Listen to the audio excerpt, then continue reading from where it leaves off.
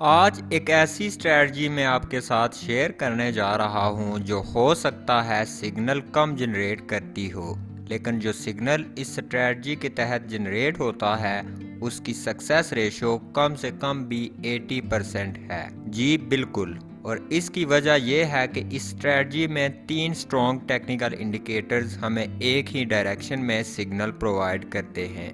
By default ही काफ़ी strong हैं, लेकिन इनकी एक्यूरेसी को मज़ीद बढ़ाने के लिए हम इनकी सेटिंग्स को भी तब्दील करेंगे। आज की वीडियो में जो स्ट्रेटजी मैं आपके साथ शेयर करने जा रहा हूँ, ये हो सकता है आपके ट्रेडिंग के इस सफ़र की बेहतरीन स्ट्रेटजी साबित हो, लेकिन शर्त यह है कि इस पर पैसा लगाने से पहले बार बार बैक टेस्ट करें ताकि आप इसके साथ कंफर्टेबल हो जाएं। बहुत से सिग्नल्स हमें ऐसे मिलते हैं जिनमें 2 इंडिकेटर्स की तरफ से कंफर्मेशन होती है, लेकिन तीसरा उसको कंफर्म नहीं कर रहा होता। इसलिए इस तरह के सिग्नल्स को अवॉइड करना होता है जो आपके पैसे के ज़ाया होने के बायस बन सकते हैं।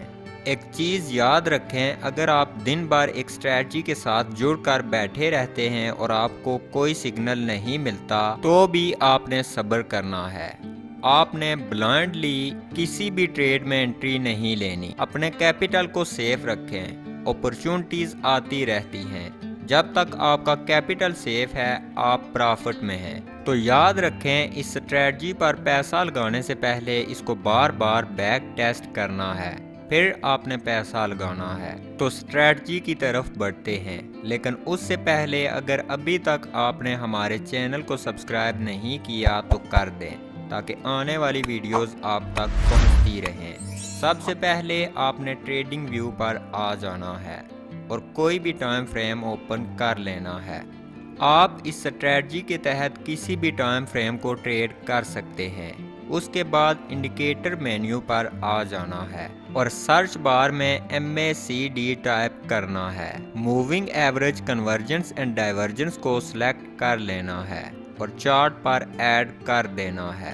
अब ये इंडिकेटर कुछ इस तरह नजर आता है और ये हिस्टोग्राम, सिग्नल लाइन और मैकडी लाइन पर मुश्तमिल होता है। अब हमने इसकी सेटिंग को ओपन करना है और कुछ सेटिंग्स तब्दील करनी है ताकि इंडिकेटर हमारी स्ट्रेटजी के लिए स्मूथ और एक्यूरेट हो जाए।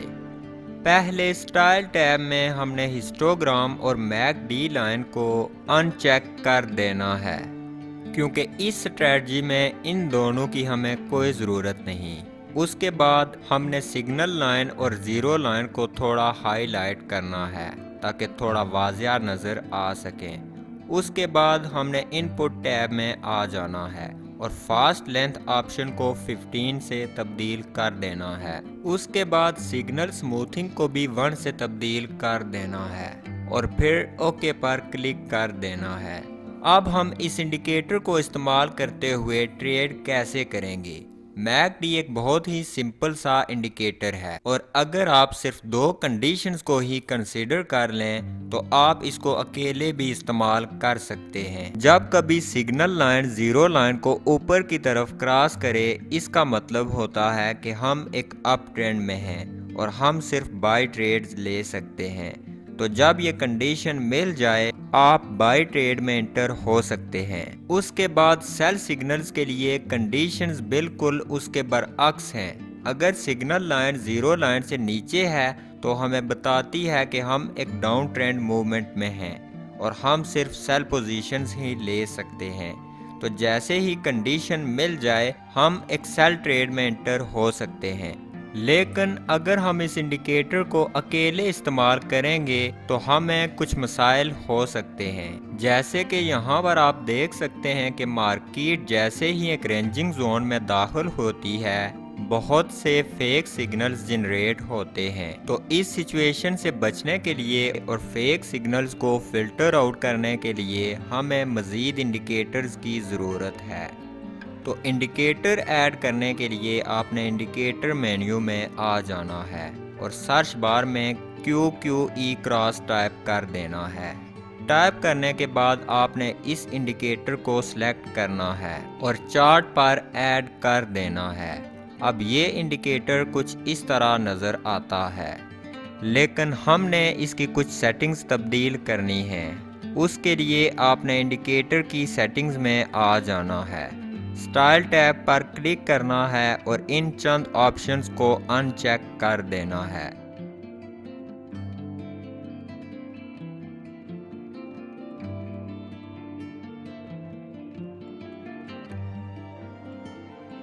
अब यहाँ पर आप देख सकते हैं ये इंडिकेटर हमें रेड एरोज के साथ सेल सिग्नल और ग्रीन एरोज के साथ बाय सिग्नल्स दे रहा है। बिल्कुल इसी तरह हमने इस इंडिकेटर को इस्तेमाल करना है। अब हम अपनी स्ट्रेटजी को स्ट्रॉन्ग बनाने और मुकम्मल करने के लिए एक और इंडिकेटर ऐड करेंगे ताकि सिग्नल्स की एक्यूरेसी को मज़ीद बढ़ा सकें। उसके लिए फिर आपने इंडिकेटर मेन्यू के सर्च बार में TEMA टाइप कर देना है। इस इंडिकेटर को सिलेक्ट करना है और चार्ट पर ऐड कर लेना है। चार्ट पर ऐड करने के बाद हमने इसकी सेटिंग में आ जाना है और लेंथ को 200 से तब्दील कर देना है। उसके बाद स्टाइल टैब में आकर इसके कलर की थिकनेस को मज़ीद बढ़ा देना है ताकि देखने में आसानी रहे। अब हमारा सेटअप मुकम्मल हो चुका है और ये एक काफ़ी स्ट्रॉन्ग सेटअप है जिससे न सिर्फ फेक सिग्नल्स को फिल्टर आउट किया जा सकता है बल्कि ट्रेडिंग में सक्सेस रेशो को भी बढ़ाया जा सकता है। अब हम इस स्ट्रेटजी के तहत ट्रेड कैसे लेंगे, यहाँ पर आप देख सकते हैं कि मार्केट ने ब्लू लाइन यानी 200 TEMA की रेजिस्टेंस को तोड़ दिया है और प्राइस अब इससे ऊपर ट्रेड कर रही है।